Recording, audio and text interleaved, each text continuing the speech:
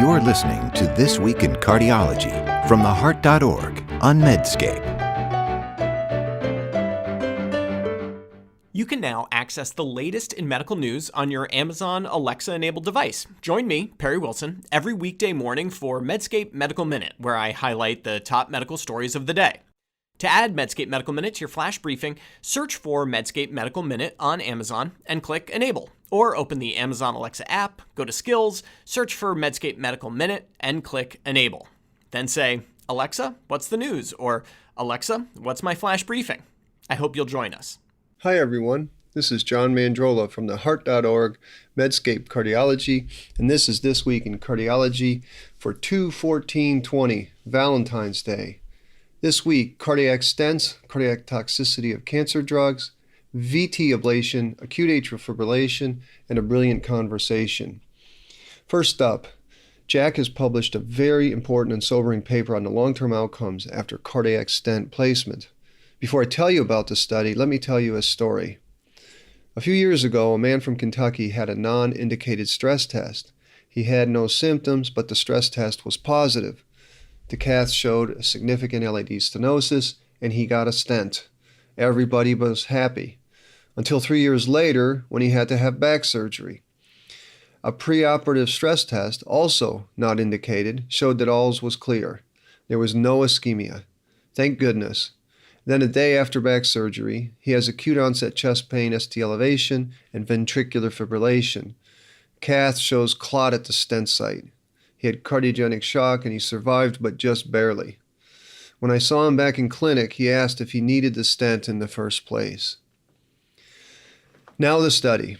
The authors took individual patient-level data from 19 RCTs of metallic stents from bare metal through the drug eluters, and they looked at very late major adverse cardiac events, MACE, defined as cardiac death, MI, or the need for redoing the stent.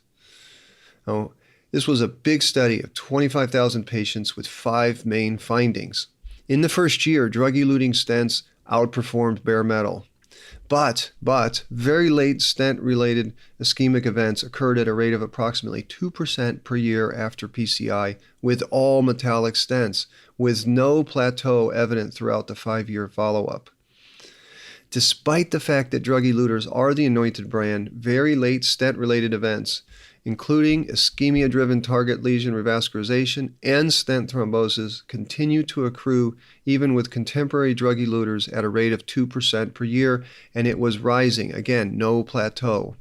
And these were not a small number of events. The overall rate of very late stent-related adverse events between 1 and 5 years was equal to or greater than those within the first year for most endpoints. Now I know you don't believe me on the stent type.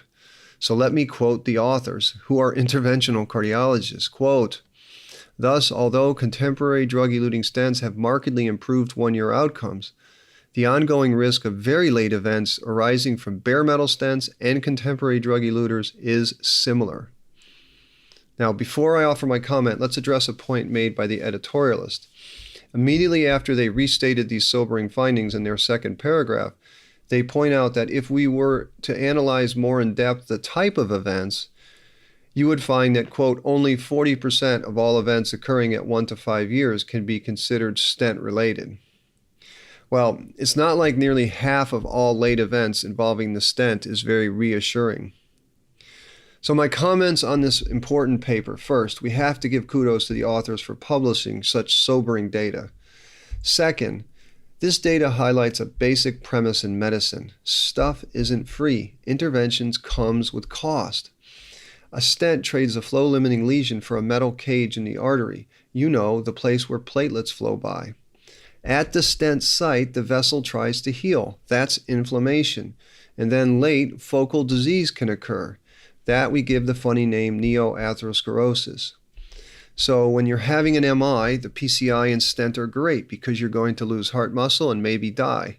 But when you are stable, every shred of evidence we have shows that PCI stents does not reduce heart outcomes relative to optimal medical therapy. Well, why would this be? I mean, the angiograms after these things look beautiful. Well, two reasons. One is that atherosclerosis is a systemic disease, all over disease. Medical therapy, including lifestyle, is the right approach to that. Another reason why heart outcomes may not be decreased from stents is that stents come with downsides, like these late events. Finally, could this observation, the very late steady increase in events after stents, possibly explain the superiority of bypass surgery over PCI in patients with left main disease that was seen in the NOBLE trial and in the EXCEL trial results? My hope is that someday we can find a way to convince society that the clogged pipe frame of treating chronic vascular disease is flawed. And unlike the editorialist, I really don't think iterations of stents or balloons will solve the problem. Second topic, cardiac complications of cancer therapy, which I'm seeing more and more of. While oncology has made great strides in the treatment of many cancers, there are now new challenges for cardiologists. But just how big this problem is may be tough to know. A recent report, again in JACC, from a research team at Ohio State, found that reporting of adverse major cardiac events from clinical trials supporting new cancer drugs is very low. Specifically, get this, just over half of regulatory trials of cancer drugs did not report any major adverse cardiac events. Of course, some cancer drug trials exclude patients with heart disease, but even in the trials that allowed patients with baseline heart disease, still 58% of these reported no major adverse cardiac events. Here's a quote from the senior author. Even in drug classes where there were established or emerging associations with cardiotoxic events, often there were no reported heart events or cardiovascular events across years of follow-up in trials that examined hundreds or even thousands of patients. Now, the Ohio State study was expansive. Over a 10-year period with a median follow-up of 3 years, they concluded 189 trials looking at 123 cancer drugs. This included 100,000 participants. During this period, the overall weighted average of major adverse cardiac events was 542 per 100,000 patient years. Now, I know that number is a bit meaningless by itself, so the authors compared it to the weighted average of cardiac events from matched participants in the MESA cohort, which is a longitudinal cohort of non-cancer patients. In the MESA cohort, the incidence rate of cardiac events was 1,400 per 100,000 patient years, obviously much higher than the 542 in the cancer trials.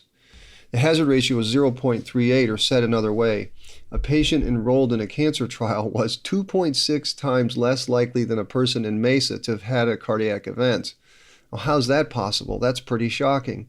And it's probably the reason why this paper gets put into a major journal. Well, I have to point you all to Patrice Wendling's excellent news coverage of this topic. Here are 5 main takeaway points.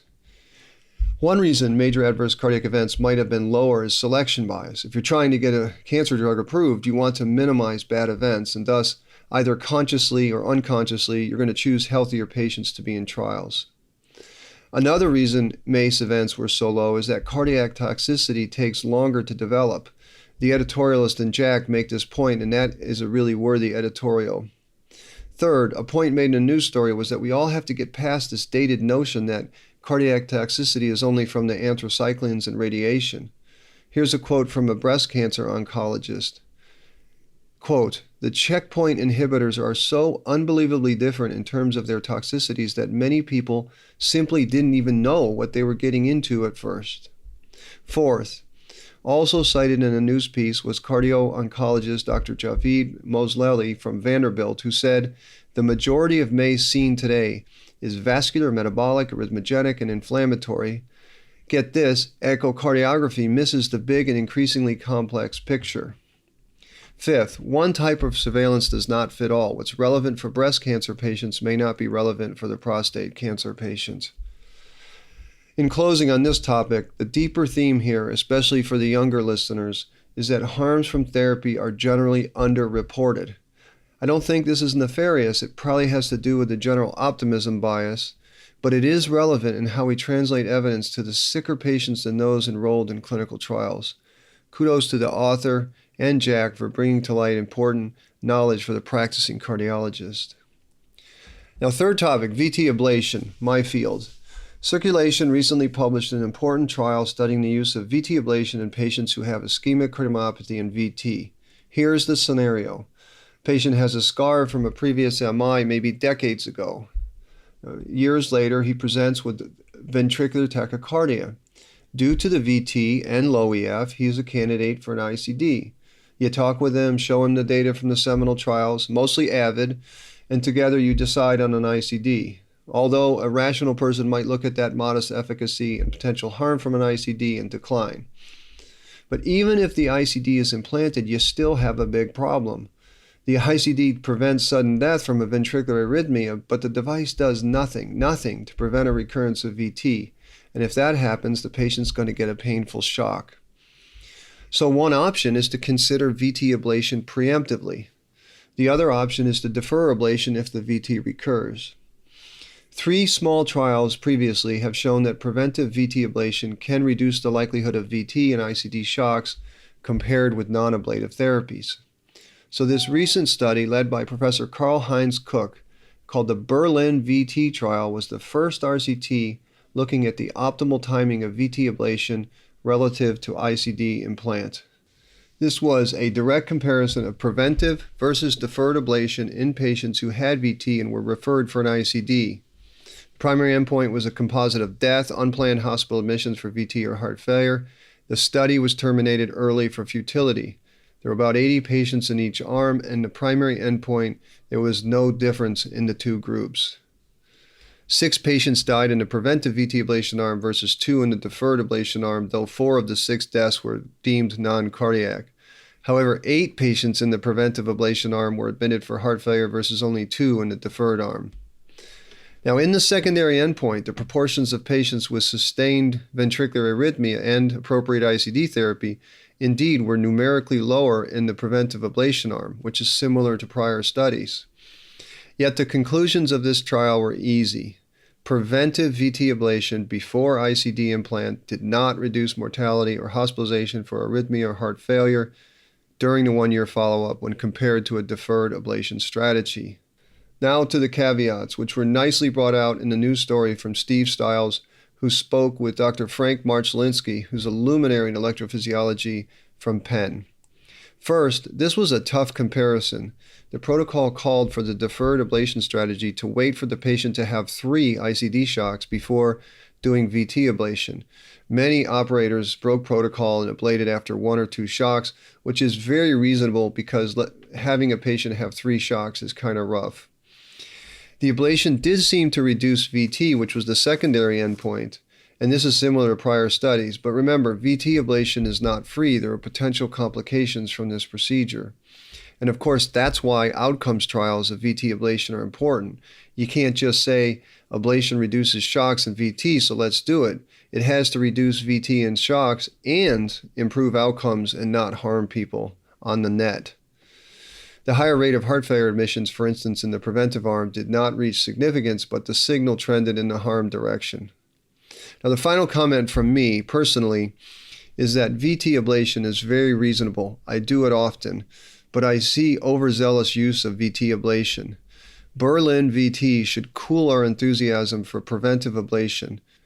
And always remember that in the seminal VT ablation trial called VANISH, which is the best RCT in this space, all patients enrolled in that trial had medical therapy, and the choice was ablation or acceleration of medical therapy. The VT ablation arm did better, but again, an initial trial of medical therapy of VT in patients with SCAR is totally reasonable. Next topic is acute atrial fibrillation, which is a darn common presentation to the emergency department. So strategies to treat it deserve study, and I have to say Canadians do great RCTs. So here's the clinical scenario.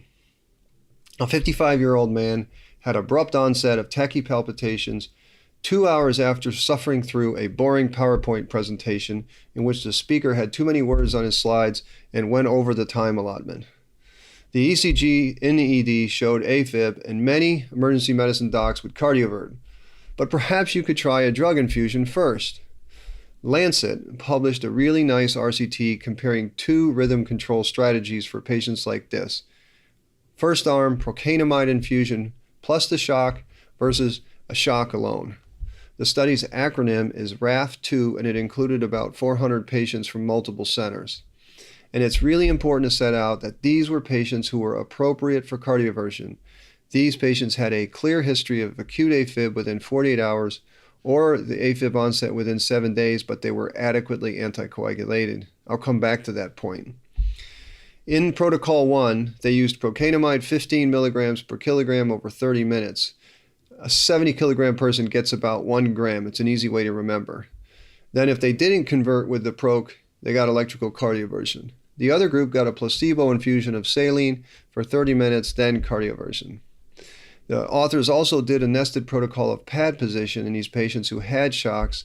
They compared AP pad position versus anterior lateral, and I'll just cut to the chase. There was no difference, which is surprising because I always thought AP pad position is better. Now, these were typical mean age patients, 60 years. About half the group were CHADS 2 or greater. 3 in 4 patients in the trial were not on oral anticoagulation at presentation, and the mean time of presentation was 10 hours.